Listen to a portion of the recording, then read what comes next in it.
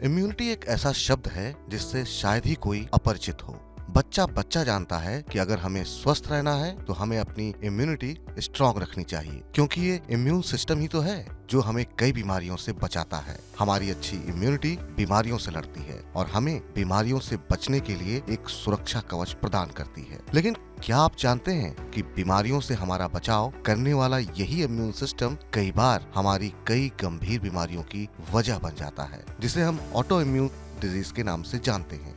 ये वो स्थिति है जब हमारी इम्यूनिटी हमारे ही खिलाफ काम करने लगती है और आज हिंदुस्तान में लाखों लोग इस ऑटो इम्यून डिजीज से जूझ रहे हैं। लेकिन ये कैसे होता है कि हमारी ही इम्यूनिटी हमारे ही खिलाफ काम करती है? तो चलिए आज के अपने इस वीडियो में बात करते हैं कि आखिर ऑटो इम्यून डिजीज क्या होती है। दरअसल हर व्यक्ति के शरीर में बाहरी रोगों से लड़ने के लिए एक प्रतिरक्षा प्रणाली होती है, जिसे रोग प्रतिरोधक क्षमता भी कहा जाता है। हमारे शरीर के इस डिफेंस सिस्टम का मेन काम शरीर को कई तरह के संक्रमण और बीमारियों से बचाना है। ये शरीर में मौजूद कोशिकाओं की एक प्रक्रिया होती है। ये कोशिकाएं पूरे शरीर में फैली होती हैं और लगातार शरीर में किसी तरह के टॉक्सिक सब्सटेंस, बैक्टीरिया, वायरस या अन्य किसी बाहरी पदार्थ की खोज करती रहती हैं। हालांकि एक ऐसी स्थिति है जिसमें प्रतिरक्षा प्रणाली सही रूप से काम नहीं करती, या ये कहिए कि प्रतिरक्षा प्रणाली शरीर के विरुद्ध ही काम करने लगे, तो ऐसी स्थिति को ऑटो इम्यून डिजीज कहा जाता है। ऑटो इम्यून डिजीज में हमारे शरीर की प्रतिरक्षा प्रणाली शरीर के किसी स्वस्थ हिस्से को टॉक्सिक सब्सटेंस या फिर कोई बाहरी पदार्थ समझ लेती है और उसे क्षति पहुंचाने लगती है। इस स्थिति में शरीर की प्रतिरक्षा प्रणाली संक्रमण के बजाय शरीर के स्वस्थ ऊतकों को नष्ट करने के लिए एंटीबॉडीज बनाने लगती है।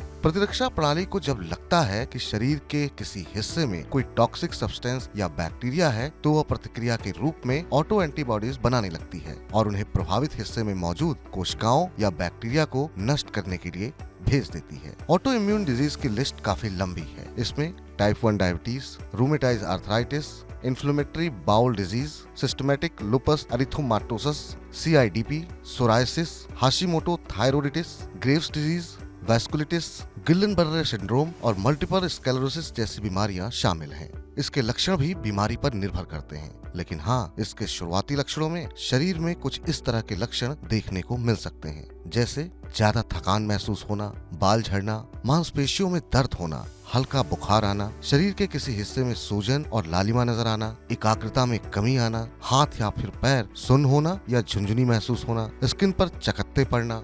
जो जोड़ों और मांसपेशियों से जुड़ी बीमारी है, उनमें मांसपेशियों में दर्द, जोड़ों में दर्द, अकड़न और सूजन, मांसपेशियों में कमजोरी, सूजन और जलन जैसे लक्षण दिख सकते हैं।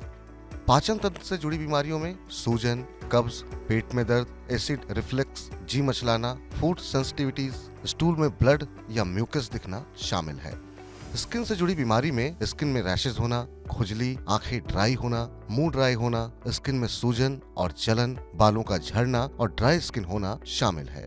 वहीं नर्वस सिस्टम से जुड़ी बीमारी में चक्कर आना, सिर दर्द, स्ट्रेस और डिप्रेशन, कंफ्यूजन और सोचने में कठिनाई होना, धुंधला नजर आना, इंसोमिनिया, चीजों को याद रखने में परेशानी या फिर चीजें भूलना, माइग्रेन, सुन्न होना जैसे कुछ लक्षण शामिल हैं।